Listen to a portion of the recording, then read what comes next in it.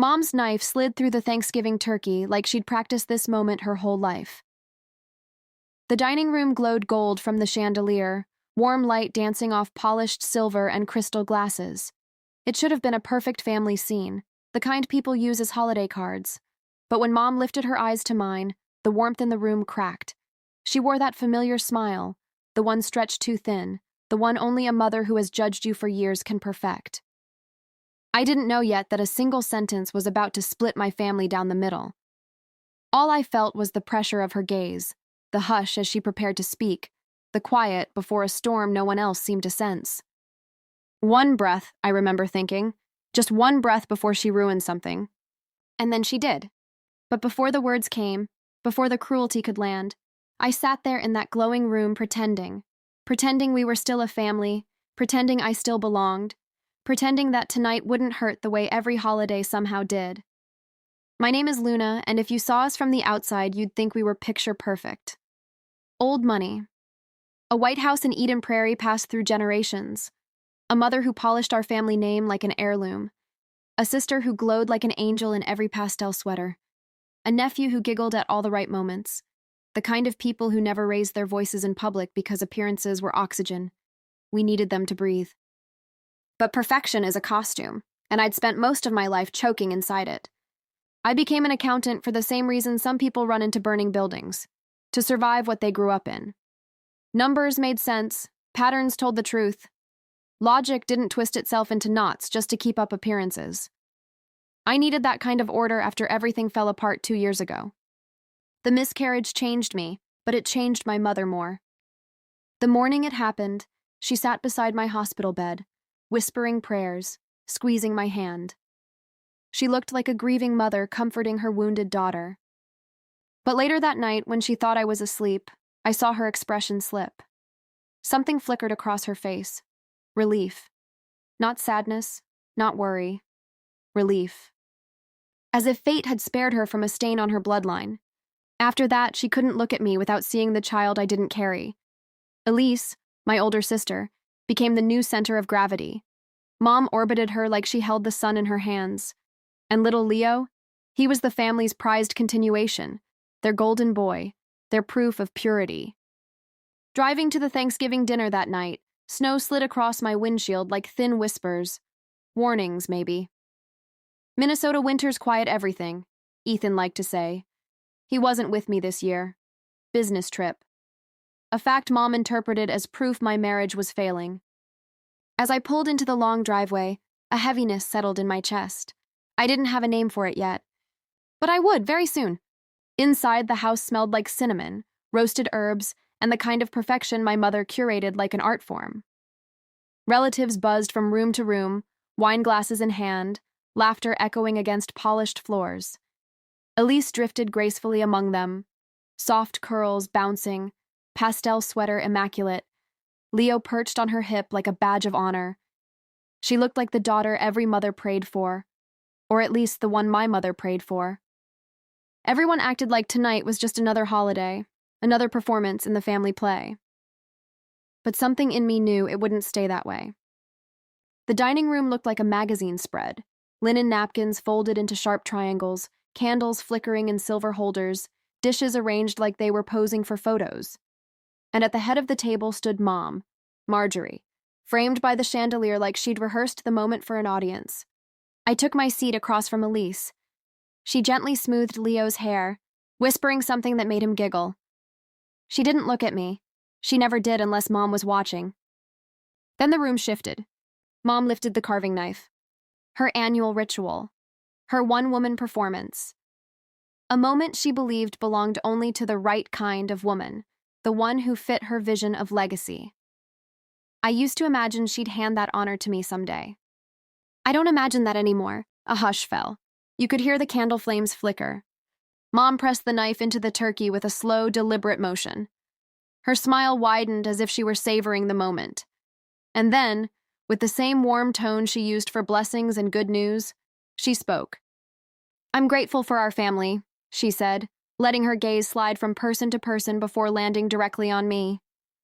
"And for the purity of our line." I felt at first, a tiny sting, sharp and familiar, a warning. Then she sliced again, slower this time. Thanks to your miscarriage, she added sweetly, our family line remains pure. The knife might as well have been pressed into my chest.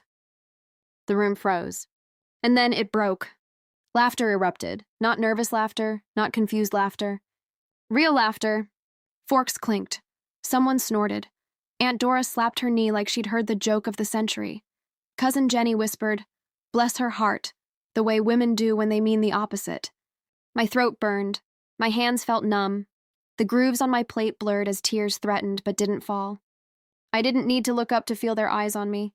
Heat, mockery, judgment. And then Elise joined in. Still stroking Leo's head, she let out a soft, satisfied sigh. One real grandchild is enough, don't you think? She said it gently, almost lovingly. That somehow made it worse. She tilted her head toward Mom, waiting for approval. Mom nodded proudly. Something inside me shifted. Not shattered. Not wounded. Something clicked, clean, precise, like a lock turning in a door. I picked up my fork, set it down on my plate. The tap of metal against china echoed louder than the laughter. Leo stopped giggling. Elise's smile faltered. I pushed my chair back, stood, and smoothed my sweater. No apology. No excuse. No performance.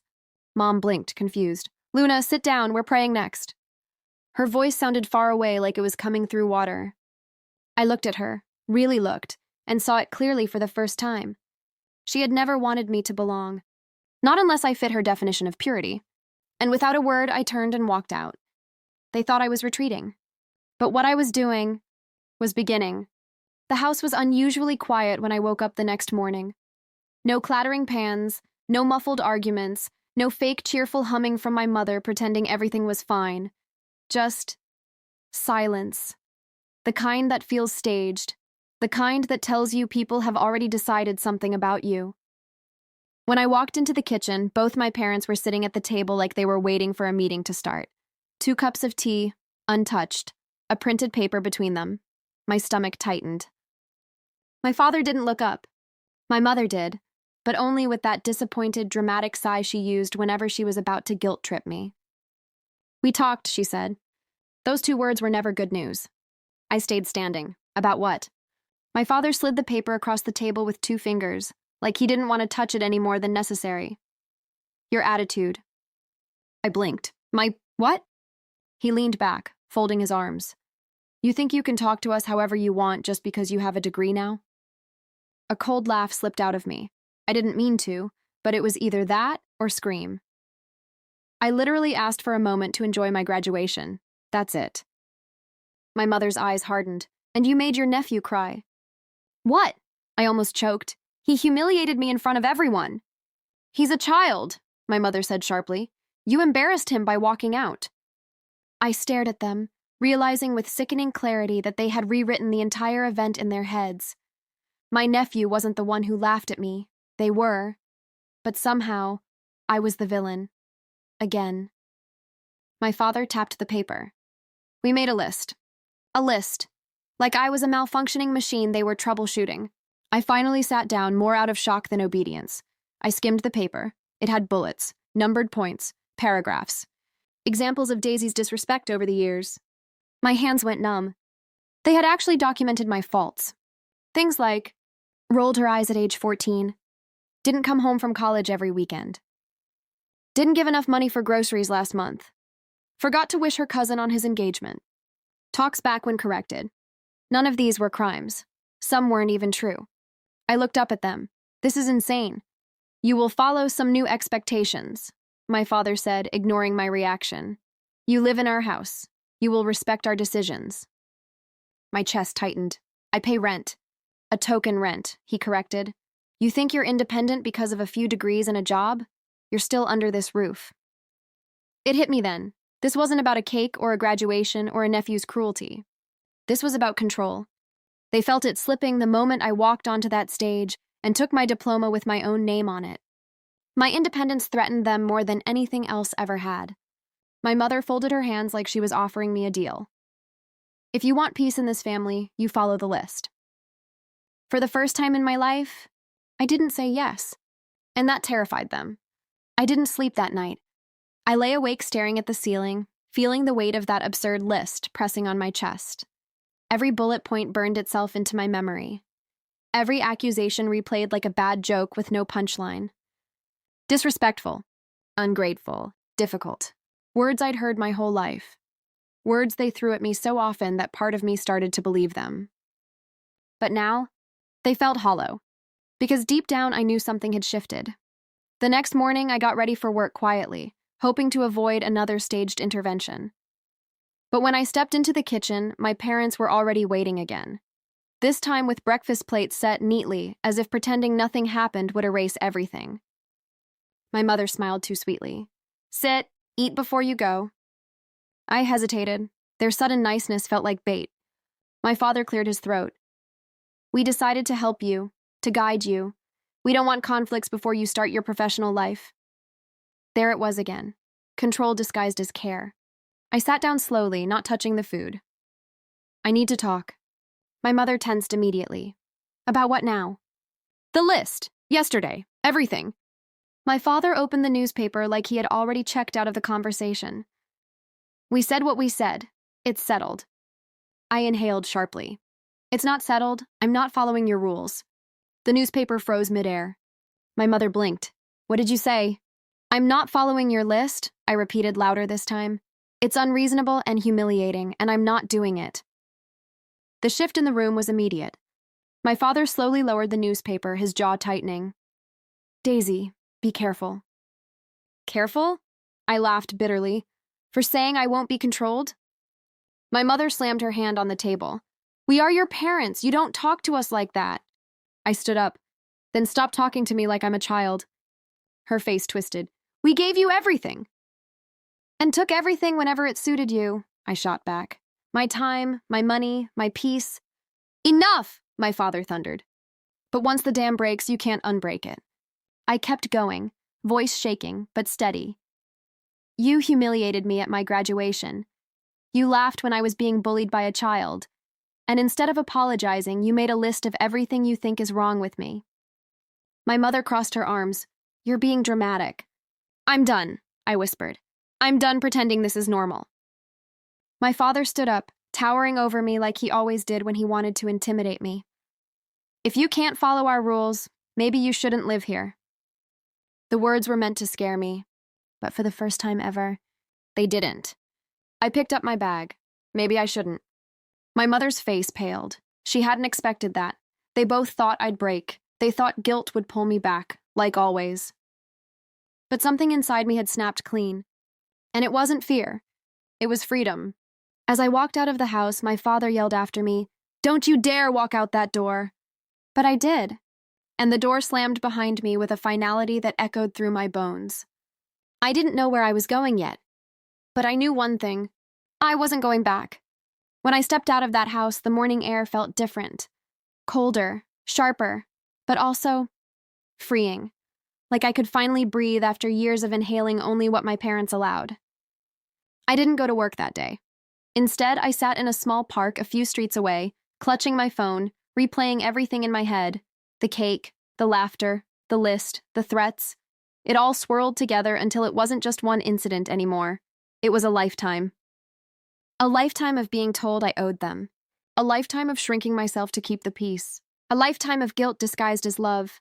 I stared at my phone, expecting a flood of missed calls or angry texts. But hours passed, and nothing came. No one asked where I went. No one checked if I was safe. No one cared.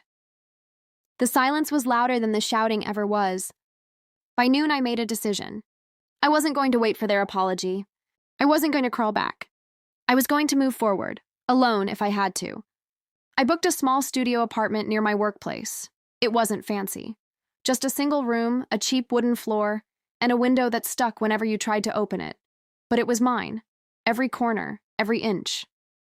When I signed the lease, my hands trembled, not from fear, but from disbelief.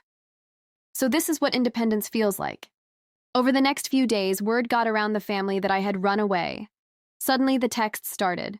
First from my mother. "Come home, don't make things worse." "Your father is upset." "Your nephew didn't mean it. You're overreacting." Then from relatives who never cared before. "Just say sorry and move back." "You should respect your parents." Family is everything. Funny how family is everything only when you're convenient. I didn't reply. Then came the final message, the one that changed everything. My father texted, "If you do not return, we will cut all support." Support? I stared at the screen and laughed. I had been supporting them for months. Rent, groceries, utility bills. They relied on me more than I ever relied on them. I typed a message back, hands steady, heart strangely calm. "You already lost the control you're trying to protect. I'm not coming back." I hit send. Minutes later, he sent a single line. "Don't expect this family to welcome you again." And that was it, the final goodbye. But instead of crying, I smiled. Because I realized something. They weren't pushing me out.